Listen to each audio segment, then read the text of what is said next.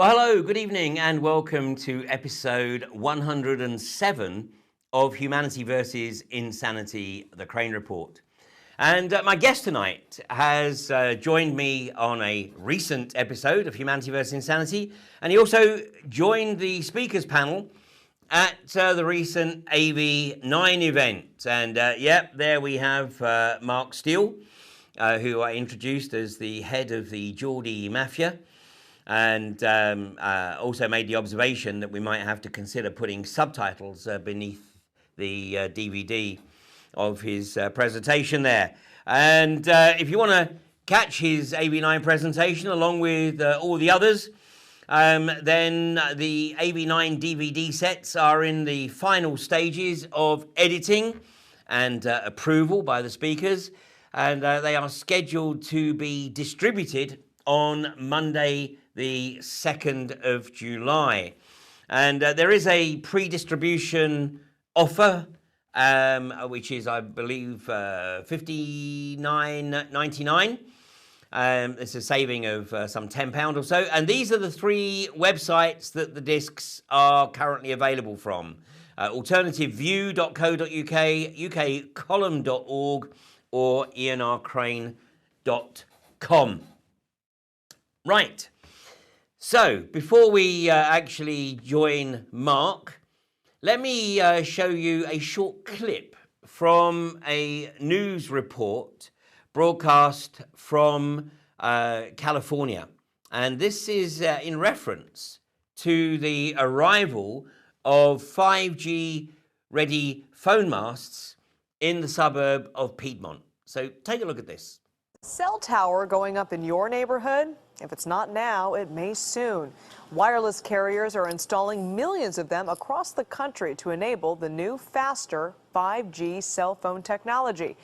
But tonight, Julie Watts asked the question you're not supposed to ask. Are there legitimate health concerns? It's keeping John Heestand up at night. This new pole outside his bedroom window where Verizon will soon install a next-generation cell tower, just feet from a school. This would be a big tower pushing out radiation outside of our bedroom window, 24 hours a day, 7 days a week for many years. It's called a small cell or distributed antenna system, similar to this one in San Francisco. The industry says they're safe. Many in Piedmont aren't convinced. Our daughter is a cancer survivor. 13-year-old Sophia has been one of many petitioning the city council to deny this cell tower and others. I'm also a brain cancer survivor, and I am against the cell towers. I mostly talked about my cancer and how it affected me. But according to federal law, the city simply can't consider health concerns. It's outlined in this small section of the Telecommunications Act, based on science from 1996. To turn your phone on or off. Back when this was the height of technology. But if cities do consider health, the cell companies can sue. So with few legal arguments to deny a cell tower, they're popping up outside bedroom windows and school campuses, despite objections from across the country. 5G can be a tremendous boom to California, but only if it can be put up quickly and easily. Hayward Assemblymember Bill Quirk co-authored legislation that would make it even harder for cities like Piedmont to object to a tower. You wouldn't have to go through the Planning Commission, through the City Council. The former NASA scientist says he may resurrect the bill recently vetoed by the governor. I know scientifically that putting up these cell phone towers is safe. But the International Association of Firefighters disagrees. They began opposing cell towers on fire stations after firefighters complained of health problems. These firefighters developed symptoms. Dr. Gunnar Heuser conducted a pilot study on firefighters at a station with cell towers. And the symptoms included problem with memory, problem with intermittent confusion, problem with weakness. Heuser says their brain scans suggest even low-level RF can cause cell damage, and he worries about more vulnerable groups like kids. So we found abnormal brain function in all of the firefighters we examined. So, following lobbying by firefighters, Quirk and his co-author exempted fire stations from their bill, making them one place cell companies couldn't put a tower. This is the first piece of legislation that I think anyone's aware of where somebody got an exemption because they were concerned about health. Did they tell you at all about the study? All I know is that when the firefighters ask, you know, I do what they ask me to do. Because they're strong lobbyists. Yes. So if, say, school teachers and parents had a strong lobby and they asked you to pass something that would prevent these from going up in your schools, would you do that? If I couldn't get the votes any other way. So there you have it. I think that we can safely observe that the individual speaking there was the archetypal political whore who is not motivated by the safety of the community that he represents. He is solely motivated by whether or not he gets re-elected.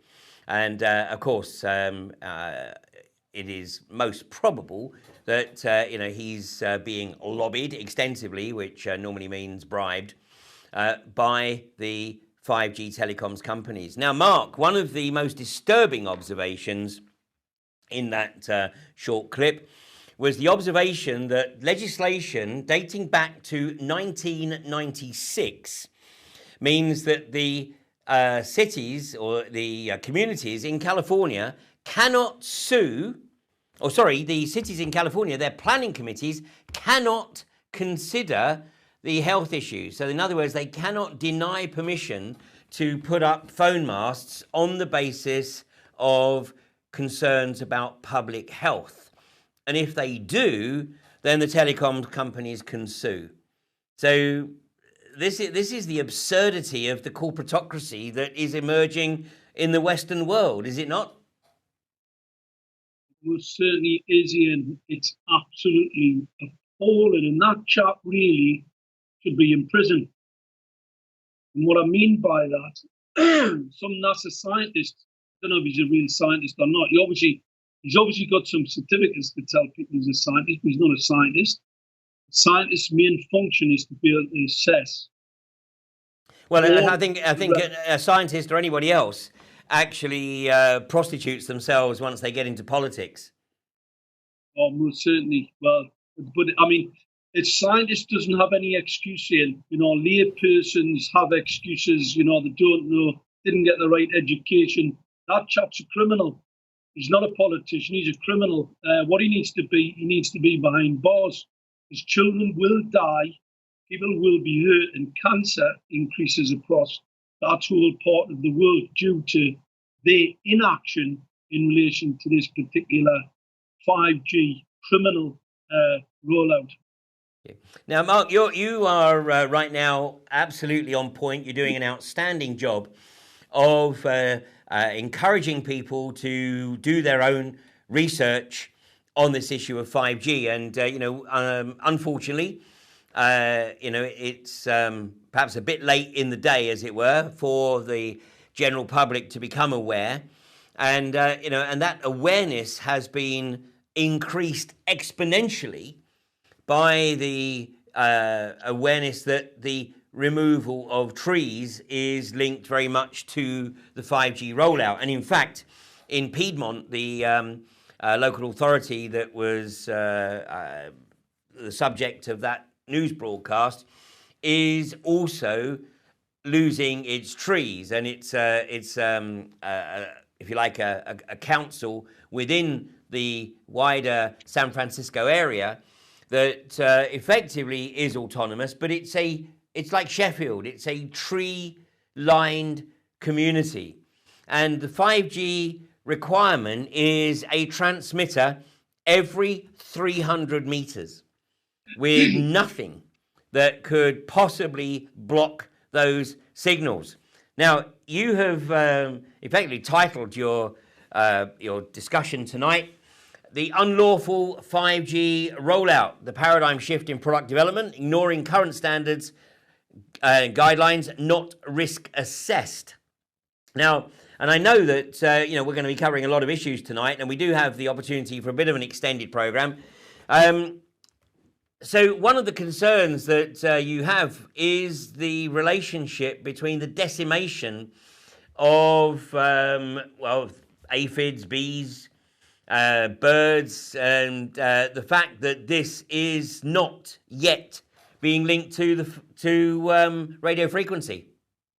It's really concerning, and the mainstream narrative is basically they're blaming nicotinides and the agriculture. Now, we're not saying that pesticides don't have a link, but I can tell you now in the 70s when they were spraying DDT on the fields, which is extremely toxic, we didn't have this complete collapse of small flying insect populations. But if we just go back to the Nicotides argument, wasps, bees, and moths, small flying insects, a lot of butterflies live in woods, not on arable land. A lot of moths, protected moths in particular, live in bushes around people's homes, towns, and villages. And as I can testify, anybody that lives in Gateshead, where we've had these 5G transmitters rolled down, any flying insects attracted to the LED street lighting, as they are annihilated by the 25 milliwatt transmitter. Put that into context, the maximum I can expose a 14-stone male to is what 25 times the amount of radiation from a transmitter that has a very large footprint, anything from 5 to 12 kilometers. That's what the manufacturer says. That's in its basic form, not as a phased array antenna, because we'll come on to that in a moment. These transmitters, 25 milliwatt, like I said, are 25 times what a full 200-pound male can be exposed to. So you can see, it's quite easy for everybody to see or notice that flying insect population don't have a chance. In fact, if anybody stands outside of a newsagent shop, you'll notice there's any wasps coming out of those bins where the kiddies throw their sweet wrappers and their pop bottle tops. They have been annihilated. I mean, you do see them in the countryside, but people living in towns with this 5G experimental, unlawful experiment, by the way, is being carried out, you won't see any. And that's what we're seeing exactly here. But of course, we don't have to worry, do we? Because the likes of Monsanto are working with the artificial intelligence organizations to develop android pollinators. I know. This is the absurdity. It is effectively not just the culling and potential annihilation of all human life. It's the annihilation of all life, so that the planet can effectively be the domain of artificial intelligence. And that may sound like it's something out of a sci-fi novel, but of course it's exactly where Ray Kurzweil, the director of engineering for Google, envisions that the Earth will be, within a century. But, obviously it's an opportunity, humanity to step up to the plate. And we have a number of scientists that are calling for a moratorium on 5G. And in fact, a report that I shared with you earlier this week from Cindy Russell, and her conclusion in that report is that there should be a worldwide moratorium on this technology pending further research into the negative health impacts. But Mark, what's the reality? Is that really likely to happen? Well, I think if enough people make enough noise, then it will have to happen. And that's what we're starting to see in the Gateshead area. We've got significant numbers of children being hurt. People are starting to wake up to the fact that this 5G, that the council, by the way, have denied rolling out on top of us unlawfully.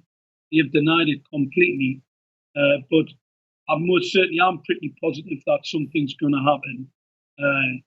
There's absolutely no way, no matter who you speak to, 5G is an existential threat to the environment, to the economy in particular. Those people with money will not benefit from having it decimated in a population who died. There's no money in killing off the population. There's no money in damaging the environment. I mean, the Victorians worked that one out. That's why they planted a lot of the trees that are being pulled out now. it wasn't just the fact that they wanted to put parks and nice trees around the streets. They put them there for a reason. They actually reduced the toxicity level. And if I was to train a man to do a job and he dies or he's sick and he can't come to work, then there's no profit in it. So we're looking at it in particular from a profit. But Mark, the argument of that is that the last two shows we've had Dr. Graham Downing on, and we've been looking at the effective culling of the population. I mean, the official UK statistics show that we had 11.3% more deaths in the first 16 weeks of 2018 than the average in the first 16 weeks over the previous 5 years. Now, 11.3% is very, very significant, particularly as it wasn't a particularly cold winter and there was no virulent flu outbreak. And it wasn't the usual suspects of people in their 60s, 70s, 80s, 90s. It was people right across the age spectrum with a significant increase in those in their 30s and 40s. So, and then, I've just been looking at a report that was published a few days ago, which shows that, in the eastern and western seaboard states and across the states like Texas, the number of white births is now significantly below the number of white deaths. So, when we start to look at the fall in the population, which is not being explained, we know that there's massive infertility. We know that, women, particularly in the developed world, are having their first child now in their late 30s. So, we know that's a factor. We know fertility is a factor. And now what we're describing is effectively an agenda which does certainly not have the best interests of humanity at heart. So if one extrapolates that, there's obviously got to be some other game plan, and it's not about commerce. Well, I think what happens, Ian, there's a lot of conflicting issues going on. Obviously, there's lots of theories out there, but I like to try and stick to the science. And, what we need to try and understand really is, what is 5G and where does it come from? There's a lot of confusion about it. What I'm going to tell everybody, 5G means more. Main fundamental definition of 5G is more. And where it becomes different, if we go to the next slide, where it becomes different is the antenna design. The antenna design is sophisticated, and where it actually came from, it comes from the battlefield. It's for battlefield interrogation, it's beamforming, it's for data acquisition, and it's to actually locate targets on the battlefield. That's what it is. And I want people to look. This device on the left-hand side called Mammoth, it was a German device, and this was the first phased array used during the Second World War to locate Allied aircraft. This was extremely problematic to air crews, because obviously it's a phased array antenna and it punches out a signal. It had a 200-mile reach. Now, what's the reason why I'm bringing this up? After the Second World War, the GPO came back to the UK, put up a lot of wooden poles around the country at great expense, and ran signals through a cable. They did that for a reason, because these signals from these arrays had already proven to be extremely hazardous to human biology. Consequently, they realized that you couldn't just put transmitters up all over the place as they are today, because they knew there would be some significant detrimental effect. That was during the war. Now, if you see the next picture, that's a very sophisticated piece of weaponry. And it's, like I said before, it's for battlefield interrogation. The picture on the right, I want everybody to have a good look at this picture on the right. one previous to that, Ian, yeah. Before we get to the ships, the one previous to that, you'll see there's a the image on the right-hand side. That's actually a phased array antenna system. If you look at the two little lobes on the bottom, the blue lobes, this is what's classified as collateral damage to your own side. And I believe this is the main cause of PTSD. The guy in the comment before that you just ran in the video showing brain damage. Well, what this will show, the troops coming back from these battle zones will suffer brain injury, actual brain injury that occasions them to have psychological trauma, depression, and increases the suicide rate. But more troops returning from these battlefield areas committing suicide than were ever killed on the battlefield. So this is a catastrophic event. The next picture, Ian, shows some, this is it in action. These are phased array systems, radar, act as radar, but most certainly double up as weapon systems. Brunderman, The Secret History of Silicon Valley, I suggest everybody have a look at that and do your own research, don't take my word for it. A guy called Brunderman recognized that these type of weapons and signaling systems could revolutionize the battlefield. And what we're seeing today is autonomous vehicles. And the reason for that, this is it on all platforms, whether they be tanks, ships, planes, all automation, is because humans can't. The risk to humans on the battlefield is so high, we're moving into autonomous warfare due to the fact that, the significant damage that these signal systems can cause to humans. Now, Mark, I was speaking to someone the other day who had served in the military and had served as a stint on the Cyprus listening station, and apparently it's the Cyprus assignment is limited. I can't remember how much by, but it's not a normal assignment because of concerns over the exposure by the operators working at the listening station. And apparently this was picked up by the military. And what they do is they make sure that these people are selected from all over the country so that there is no, if you like, pocket of the illness, of the PTSD, and that it's just not picked up. It's all just a one-off here, a one-off there. Whereas if they all came from, one regiment in one area, then it might be picked up sooner rather than later. And of course, this is how the concerns are effectively concealed from the public. Yeah. Well, this next image, Ian, the next slide shows. This is some latest research. The next slide is 6. Yeah. This research shows, without doubt, this is an assessment of military personnel on the battlefield, identifying a conclusive link between signal systems and cancer. And this research demands the reclassification of microwave radiation signals to a Group 1, an IERC Group 1. This research came out of Israel and it assessed a number of troops from different parts of the world who've been working in battlefield areas. So this is a conclusive link to these devices being fully carcinogen to humans. Yeah, now this is a report from February of this year.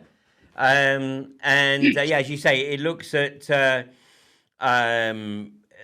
troops from 3 countries. And let me just quote one sentence for you. In Belgian radar battalions, the HLPF was 8.3% versus 1.4 in the control battalions, as shown in a causes of death study, and HL cancer mortality. HL being, is that high level? Yeah, it's extremely high level. So consequent, I mean, if you look at the next image, Ian, I'm going to draw people's attention first to the picture on the right-hand side. This is the MIMO, this is your 5G. This is the same as the equipment on the battlefield. And what you can see in the picture on the right is these phased array 3D mapping, because that's what they're really doing. They're 3D mapping your home environment. You see the phased array beams there, the picture in the right-hand side. That's actually 3D mapping. Now, you're at the end of the target reach there. So basically, those humans living in those flats are the target. So that's not side lobe exposure, where we've seen all this brain injury and mental health issue. This is full-on, weaponized microwave radiation pouring into those households. And the picture on the left-hand side actually basically shows that these signal systems from these new phased array 5G transmitters are going to focus microwave radiation signals at people. This is a weapon system. It's coming to a town near you. We already have it in Gateshead. It's not fully operational yet. However, the fallout on the spectrum alone, I was told by a nurse on Saturday, 2 people in the street behind me have developed brain cancer. One lady, unfortunately, dropped down dead at a party. She was dancing. They thought it was a stroke. And she's then, in the post-mortem, it's been shown that it was actually a massive brain cancer. There's another guy lives in the same street as one of these small 25 milliwatt transmitters outside his bedroom window. He's developed cancer of the skull. So, you know, this is real. We have a catastrophe on our hands. Like, you know, this information is absolutely unbelievable. But it's true. I mean, we're actually seeing this, and we've got central government going to roll this technology out right across the country.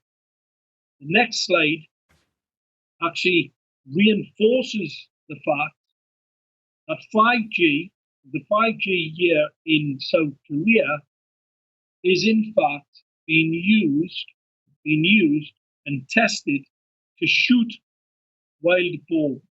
Anybody wants to look at the Grundman weapon systems, there's articles in the public domain, you can go and have a look at them. And this is what these microwave radiation and these sophisticated high gain antenna design, that's what they do. They shoot things.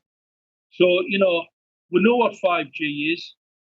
I think it's only central government that haven't exactly worked it out. However, I think they may have worked it out because I was supposed to do a talk at Northumbria University with the government's expert in the Northeast on 5G. When it became apparent he was going to be standing on a platform next to me, central government told him he couldn't stand up at a lecture and discuss his idea that there's any benefit from this 5G.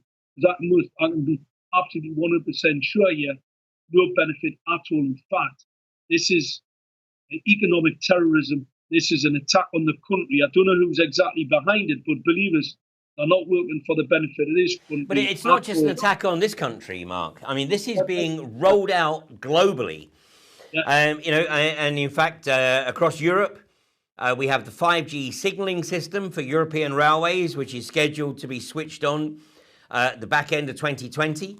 So that's why Network Rail are looking to cull some 10.9 million trees from around the nation's railroad networks because the signaling system and the next move, which is to autonomous trains, so driverless trains, need to have uninterrupted 5G signals.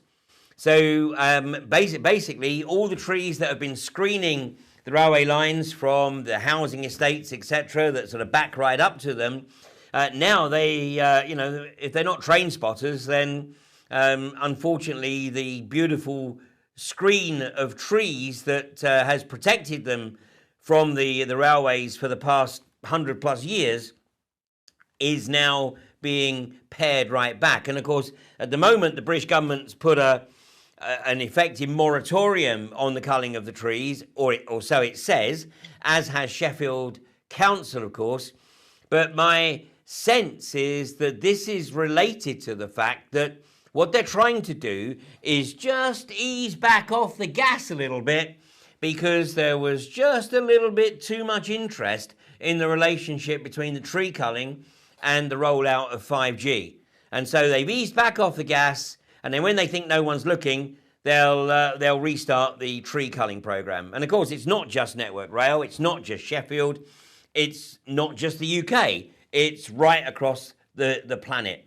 This 5G rollout would appear to be an assault on humanity, and as you say, using battlefield technology as an assault on humanity. So let's have a look at this next graphic here, because this clearly shows what the phased array 3D mapping will reveal about the homes that are in the firing line.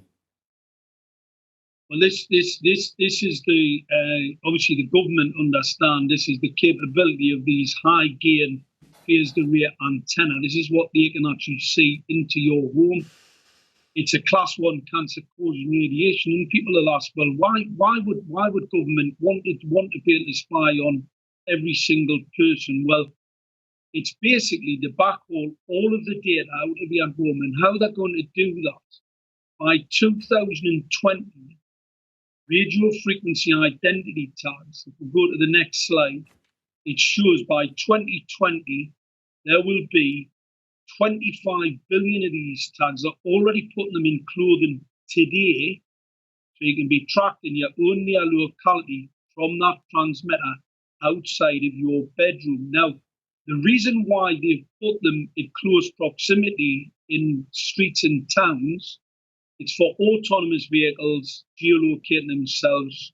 Somebody at some technology company who wants to deliver you a pizza, it has to the drone has to have a local geo positioning system. You can't use satellites when the weather's down, so they need to have them very close by.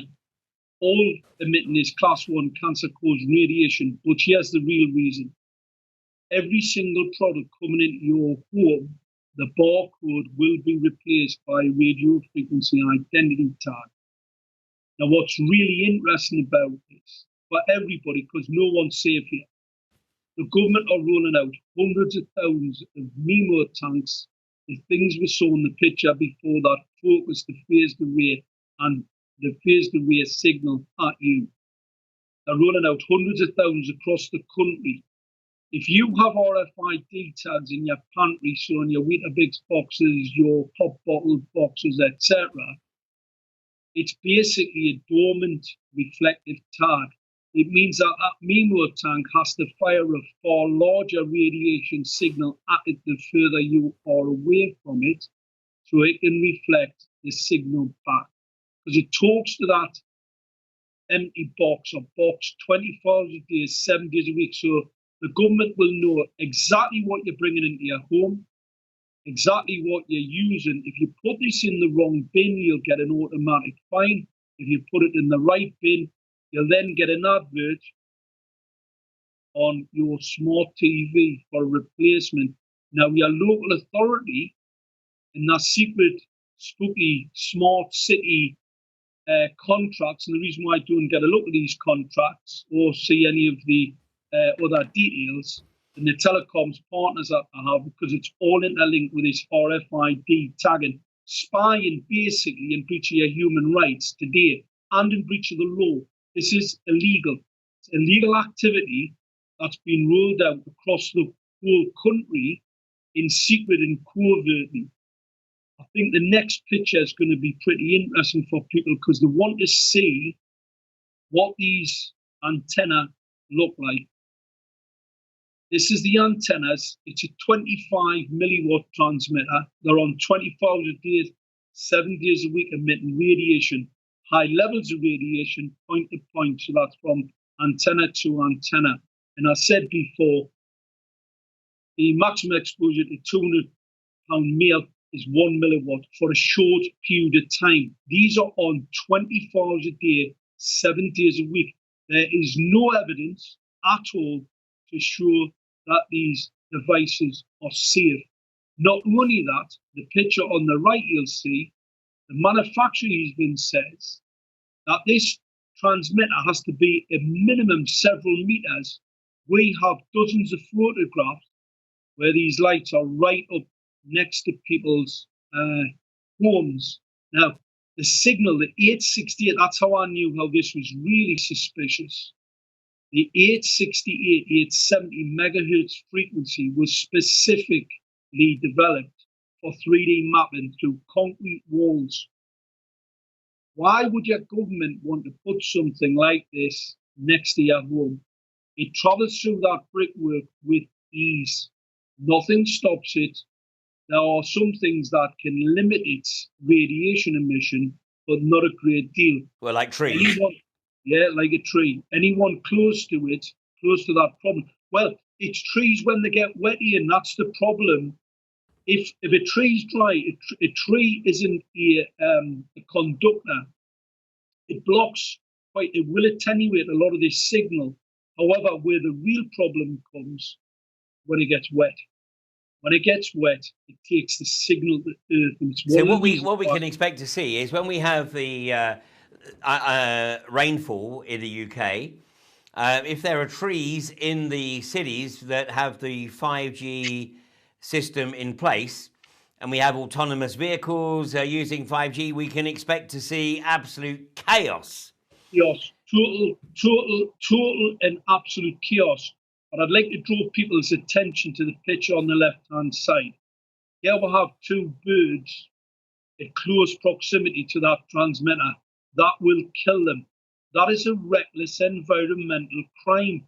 There is no excuse in law. You know, in like as you said before, all these trees have to come down for this, for 100% 5G coverage. 100% of the trees have to come down. Surrey University did a bit of research on this, and 100%, are we going to allow all the trees to come out? Now, another part of the problem with these antennas at close proximity is the electron volt charge. A 25 milliwatt transmitter has a 307 electron volts at the first square meter. And what that does, that positively charges air. Now, the next image shows what charged air causes the human, damages the immune system. There's a full list there. Negative charged air is normally beneficial to biology. Positively charged air causes oxidative stress. That leads to cancer. It damages your immune system. Like I said, there's an extensive list there of the damage. Well, and the headaches one, I mean, I'm sure that there are many people watching this who can relate to this because, I mean, I, for one, know that if I omit to put my phone onto flight mode before I go to sleep, then there is the distinct probability that I will wake up in the morning with a slight headache.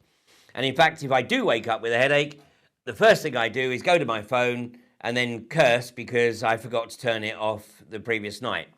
And this is something that I'm hearing from a lot of people. So, you know, the nausea, the insomnia and the headaches are something that is becoming quite prevalent just because of the saturation of existing phone signals. And yet, of course, when we get to 5G, it is literally 100 times the data rate of what we have at the moment. So invariably, there will be, obviously, there will always be some people who are not affected, but an increasing number of people will be affected. And like the Piedmont Fire Service, You know, they may not realize what's causing the problems initially until someone comes along and says, hey guys, you got these transmitters right outside your house or your place of work. Is it any wonder that you're suffering from memory loss, from stress, you know, starting to get into depression? I mean, what we see unfolding here is literally a negative health nightmare. It's absolutely horrendous, Ian, and the short-term memory loss. We know the science shows that leads to Alzheimer's. We've got an explosion in dementia, Alzheimer's, neurological disorders. We'll come on to that later. But the long-term effect of this anybody that suffers short-term memory loss, that's potentially this microwave radiation, which will then lead to Alzheimer's. And your government have already told you, we're going to take your home from you. We're going to take your assets if you start to suffer from dementia. But going back to Sheffield, Ian, and we'll come on to that later as well, the contracts that these councils have with these private corporations are in secret.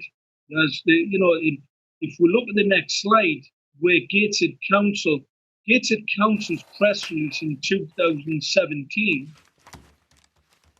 shows that the North East bid to be national test bed. This was in 2017. So there's two articles there, both identifying the North East. Now we know that they spent over £18 million attaching these new LED and transmitter systems. And so anybody who's had new LED streetlights, believe us, if the transmitter operates on an 868 or your local authority tells you it's a control management system, it's most probably 5G. All right? The press release in 2018, Gateshead Council are denying the test, denying this national test. And they also state quite clearly here, there's no scientific evidence or basis, there's no credible evidence to show that these devices are harmful. In fact, what they say, no risk, absolutely no risk. And they are referring to Health Protection England and the WHO. Well, in the next slide, Protection Health England have identified LED street lighting in dangers to the public. So that's blatantly not true. Well, by the way, Public Health England shares an office at Porton Down with on biological warfare. Ian, if PHE think those LED streetlights could damage your eyesight, believe us, they're going to do more than damage your eyesight. In fact, there's a recent paper just come out of Spain showing that these LED lights, which is the bit I really do know quite a bit about, at 450 nanometers, pulse modulated light increases prostate cancer and breast cancer. So these LED streetlights most certainly are extremely hazardous. The fact that PHE's even said there's a health effect, you know, absolutely exactly. They're covering their butt basically by saying there's a negative health effect. And you know, and of course, you know, people have the choice. They can ignore this warning and say, no, it's just an exaggeration. No, it's just rampant conspiracy. But, you know, here we are in 2018. If this goes ahead, by the year 2525, wasn't that, oh, sorry, 2525, that was a Chicago song. Sorry, in the year 2025, then we are literally going to be in such a dystopian nightmare with everybody having such short-term memory loss that they can't actually remember what it was that they were supposed to be leaving home for. So pretty much everyone's going to be, you know, reliant on droids to do whatever they want to do. And my God, you know, we're literally seeing the situation created where Ray Kurzweil, actually can achieve his dream of getting people to download their consciousness into the mainframe, because if they don't, it's going to be corrupted thanks to the prevalence of the radio frequencies. You know, I think that, you know, if we don't get this 5G crime stop within the next 2 or 3 years, most people will be dead or will have been exposed to that much microwave radiation. They will all develop cancer and they will all be near death. Because as you know, it's not really, you're not allowed to cure cancer in this country. You can treat it. And as soon as people run out of any of their resources, then obviously they'll withdraw the treatment. Because NHS is crippling under this criminal activity. The mental health costs are absolutely stratospheric. In fact, if we move on to a few more of these slides, Ian, I know we're going to be pushed for time. Here's another article. Even the WHO states that these microwave radiation transmissions increase the risk of brain cancer. So, you know, just confirming the lies that councils and their executives come out with. This next image shows the impact of microwave radiation on a child's head. This is from the same device. And the reason I bring this up is because the head scientist, or what I've been told the head scientist at PHE, this organisation that says that LED streetlights aren't really safe, they said that my assumption that microwave radiation has a more deleterious effect on smaller living things, obviously let's go back to the insects, they said it's not based in science. Well, this article, this graphic was the IAEA's graphic, an organisation far more expert in this particular subject than PHE. And it shows exactly, you know, what I was saying and confirms that, which begs the question, how can PHE be employing such thick scientists? I mean, they're not scientists at all, they're just criminals trying to uphold some false premise that these microwave radiation signals don't have a more deleterious effect. Well, especially when we take into account the research on the screen there. Here, this is from 1996 from the University of Utah. So, you know, that's 22 years ago. So, you know, the establishment has had plenty of time to comprehend the effects of RF on all organic life, and consequently, I would say that they are intending to use that to their advantage. Well, Ian, the next image shows the exposure from smart meters, because obviously this is all tied in with your 5G. This is because obviously the backhaul and the data from your smart meter goes through that neural network. There's 3 images here, all showing damage. This is bloods in vitro, all showing damage to human blood from smart meters. These are the smart meters that everybody, they're telling people are safe, perfectly all right. They are serious, that's serious damage to blood. But the image on the right-hand side is what is called blood stacking. It's relay. It's what's called blood stacking. And this ties into what we're seeing in Gateshead, which is the next image. We're seeing dozens and dozens of reports of children being assaulted in their bedrooms from this type. This is absolutely disgusting. This is not Great Britain. This is not the country my forefathers fought for. Or any human out there who can look at these pictures, we know what causes this. It's called relay. This is the administration of a noxious substance on children who are more impacted by this radiation. The picture on the right-hand side shows a young chap, Alfie, and the mask just outside his bedroom window. We've measured the radiation in these people's bedrooms. It's 3,000 millivolts.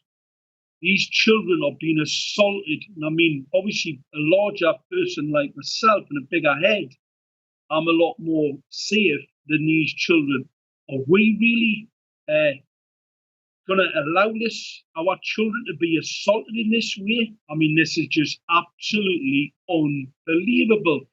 Well, somebody who lives in Gateshead wrote to me a few days ago and said, you know, was I aware that Gateshead is becoming the childhood nosebleed capital of the country?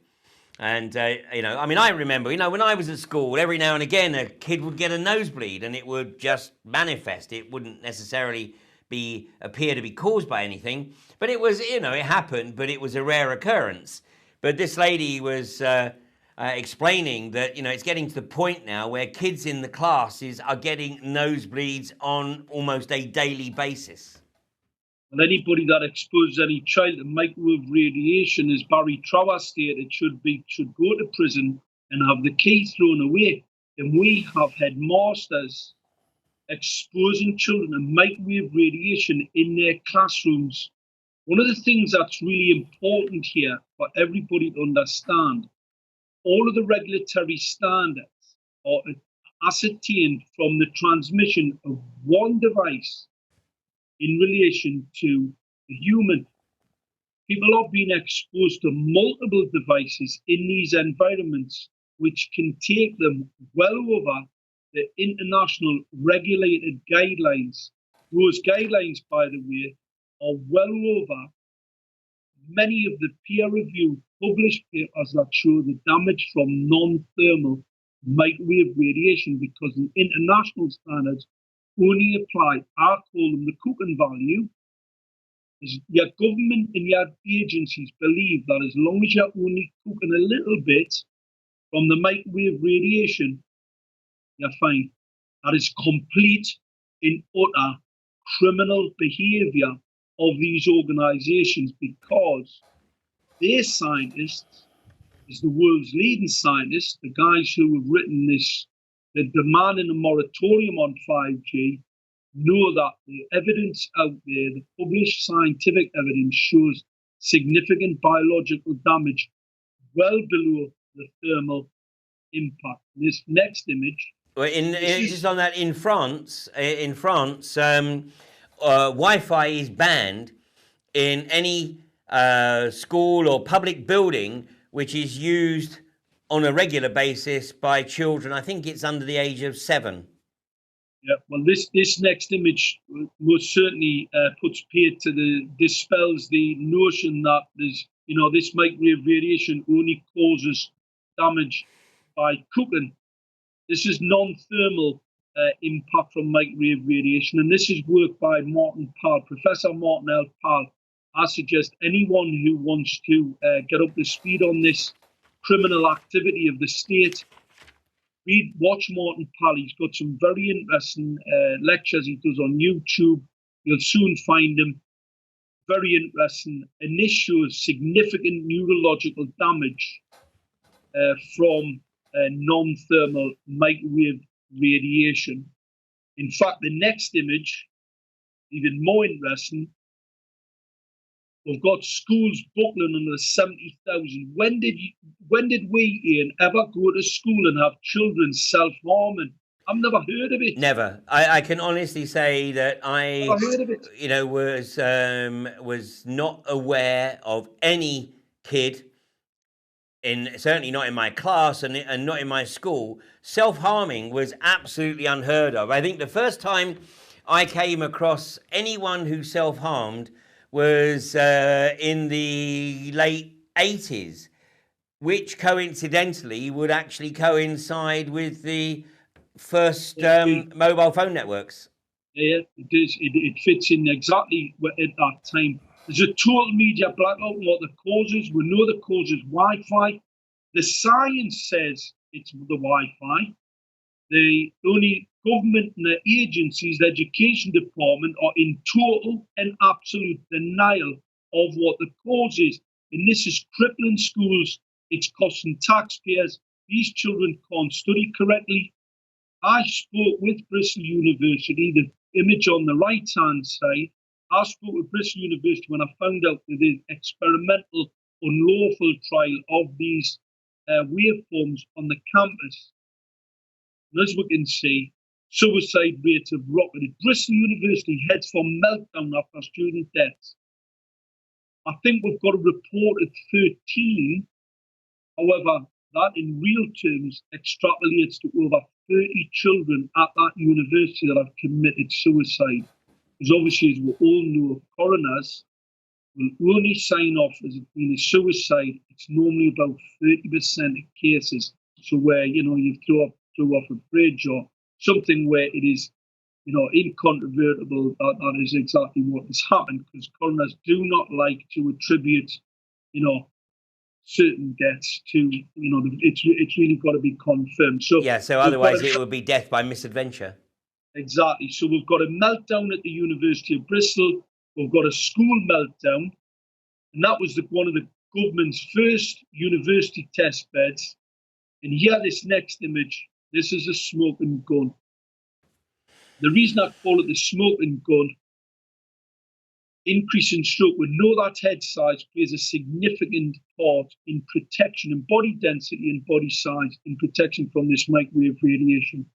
And this evidence shows that where there was a 38% increase in young women suffering from stroke in the same and from the same geolocations, and a massive increase in young men, 15%, we know that by and large women have got smaller heads. So we know that microwave radiation increases blood pressure. This is scientifically documented. It increases blood pressure, but it also breaks down the blood-brain barrier. In fact, it was actually used as a therapy to deliver drugs that couldn't pass across the blood-brain barrier. So microwave radiation frequencies were used so that that drug could be passed across.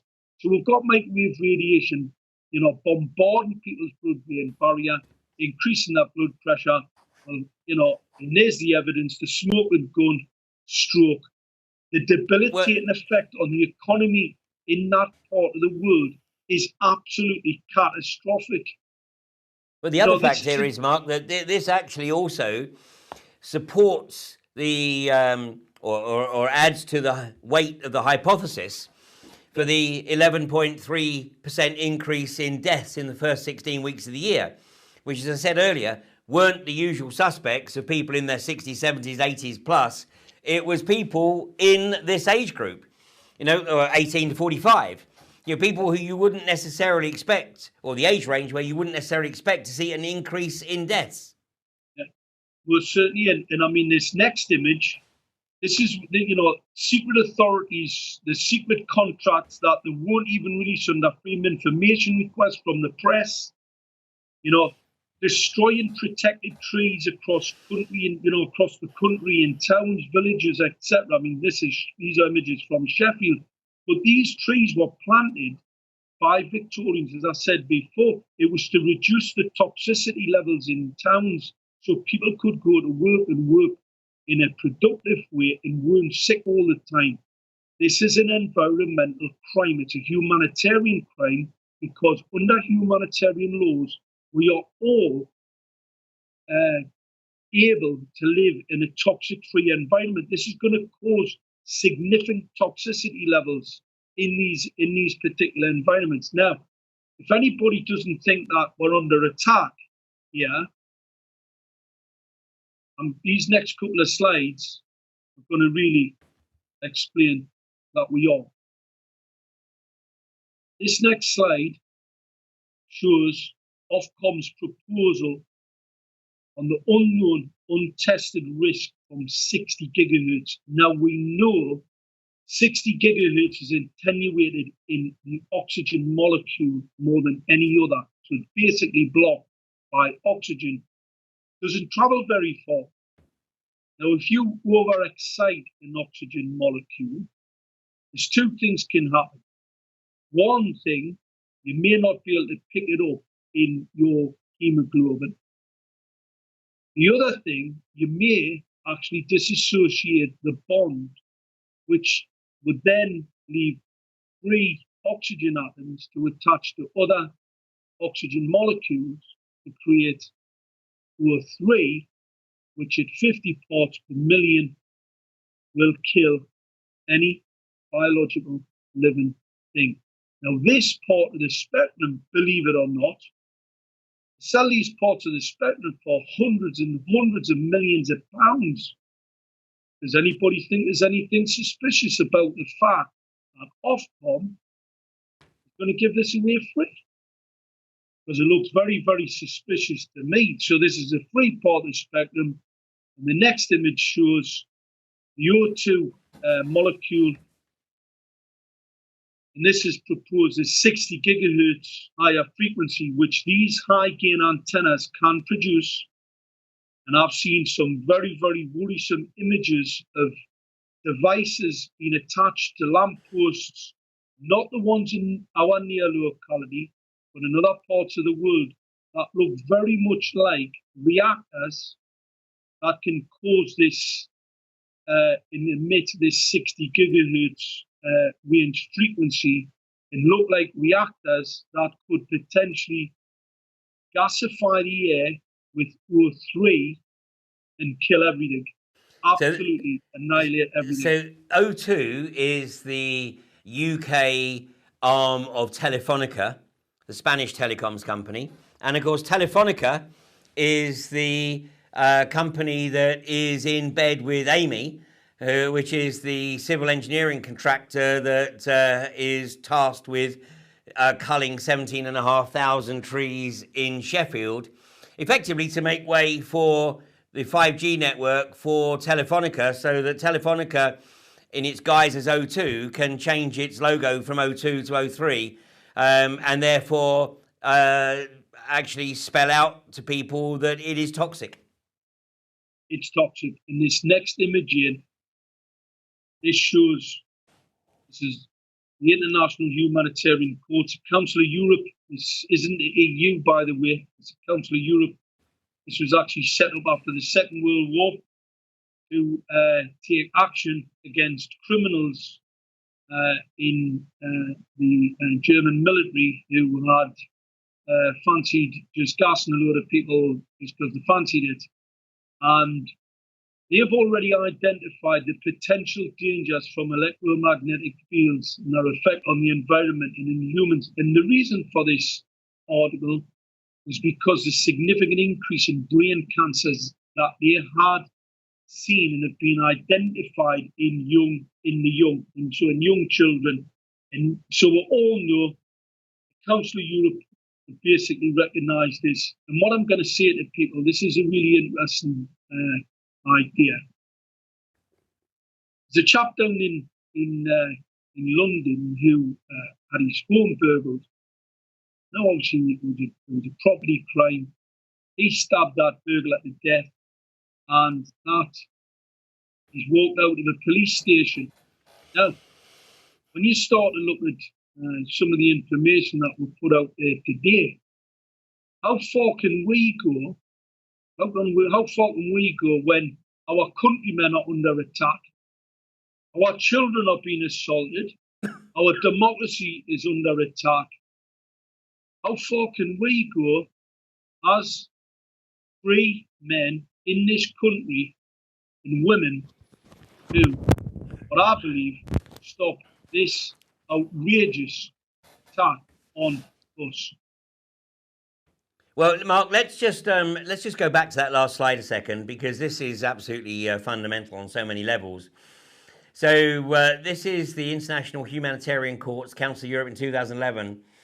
The quote here from the Parliamentary Assembly says, the Parliamentary Assembly has repeatedly stressed the importance of states' commitment to preserving the environment and environmental health as set out in many charters, conventions, declarations and protocols since the United Nations Conference on the Human Environment and the Stockholm Declaration in 1972. The Assembly refers to its past work in this field, namely Recommendation 1863 on environment and health, better prevention of environmental related health hazards from 2009, on drafting an additional protocol to the European Convention on Human Rights concerning the right to a healthy environment, and Recommendation 1430 on access to information, public participation in environmental decision making and access to justice, i.e. implementation of the Aarhus Convention. And of course, in just a few weeks, I will be in court in Manchester as litigant in person, challenging the attempt by Quadrilla to establish an injunction preventing any public participation in effective protest. thereby what they're trying to do is effectively prevent the wider awareness of the environmental impacts of fracking in this case. But if Cuadrilla are awarded this injunction, then of course the ramifications are enormous, because it would simply provide the precedent for every other industry, and of course 5G is following hot on the heels here, for any other industry to seek an injunction to prevent any dissent in direct contravention of this International Humanitarian Court's Council of Europe directive. But like you say, Mark, you know, it just needs people to step up to the plate and you know, literally challenge this in whatever way they feel they are able. And, you know, we are on the cusp in the UK, in my opinion, of a constitutional crisis, because literally within the next few weeks, it will become apparent as to whether there is any attempt to uphold the Constitution, i.e. the fundamental freedoms that we think we take for granted in this country, or whether we are literally de facto rolling into a corporatist nightmare where the corporations have absolute precedence over all life. So, Mark, it's very interesting times that we live in. Well, it is interesting times, and what I'm going to say, there was a very interesting case, I think about 2 weeks ago, in the Sunday Times, and it was a judge in a case where he put the prosecution barrister on the stand. The defence barrister cross-examined him. The guy passed out. Then put a police officer on the stand. Defence barrister questioned her. She passed out. And I believe there are elements within the establishment, good people who want to uphold the rule of law. We must rally round those people. We must give them support, and we must fight this 5G. 5G, fortunately for most people today, we are 3 to 4, 5 years away from this dystopian plan. We must start to fight back in every way, shape and form. And what I mean by that, get organised, get talking. This is real. When we started the conversation, I want everybody to share this video, share it on your platforms, put it on your Facebooks. I know that's the battle space of our adversaries. Email all your friends. Tell them to watch it. This is real. Not made up, not a fantasy. We're not sitting here talking because for the good of our health. I mean, if anything, my health is extremely enriched from making people aware of what's going on. However, I don't have any choice, because under international humanitarian laws, I'm obliged under law to act. Inaction is a crime. This is a crime against humanity. It's been perpetrated against us. Mainstream media have been hacked. They're not covering it. This is most certainly a crime. It is up to the people to make enough noise, to get enough people within the establishments to start to take action. Thanks, Mark. Well, it's one final word. I just want to draw people's attention to this truly outstanding website here. This is 5gexposed.com. And let me just see if I can actually bring it up on the screen here so that it's live. And what you see here, this is pulled together by an absolutely committed activist, or he's become an activist. And this is Brian Snellgrove from the other end of the country from you, Mark. He's in the south of England. And this website has, I think, only been up for around about 7 weeks or so. But it's become one of the premier resources regarding 5G. And I draw people's attention. I mean, it's well worth spending some time exploring this site. But in particular, look at the events Because on the events here, if I can pull it up, there we go. On the events, what Brian has listed on the site is all the events that he's aware of where people are already trying to raise awareness of the pernicious 5G agenda. And, you know, what I seriously hope is that, you know, if these videos are still up on social media in 10 years' time, that people aren't looking at them with tears in their eyes, wondering why it is that despite the efforts of a few people to raise awareness of these issues, humanity effectively just walked into the dystopian nightmare with its minds firmly shut. So, you know, we are at the cusp here, a very, very important cusp. And whilst, you know, there are an increasing number of people taking action, stepping up to the plate, and whilst the establishment is making more and more effort to make sure that people don't have the time or the resources, even if they have the inclination, to challenge their agenda, those of us that have found a way to do it need to keep doing it, and we can only do it with your support. So thank you so much for joining us this evening. Thank you so much for all the support that you do provide to those individuals and those organizations that are doing their level best to spread the awareness and encourage people to do their own research. And this is the critical factor, because it is only when people come to their own realization of what's occurring that it becomes their truth. Until then, it's simply hearsay, conjecture, or conspiracy theory or whatever.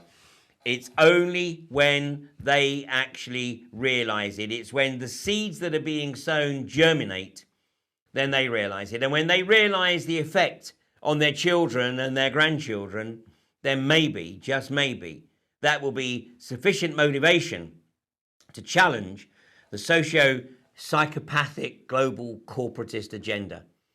So what happens over the next few years depends very much on each and every one of us. Thank you for joining me this evening, and I'll be back in a few weeks with another episode of Humanity versus Insanity. Thank you, Mark, for joining us this evening, and good luck with keep spreading the word, and we're right there with you. Good night.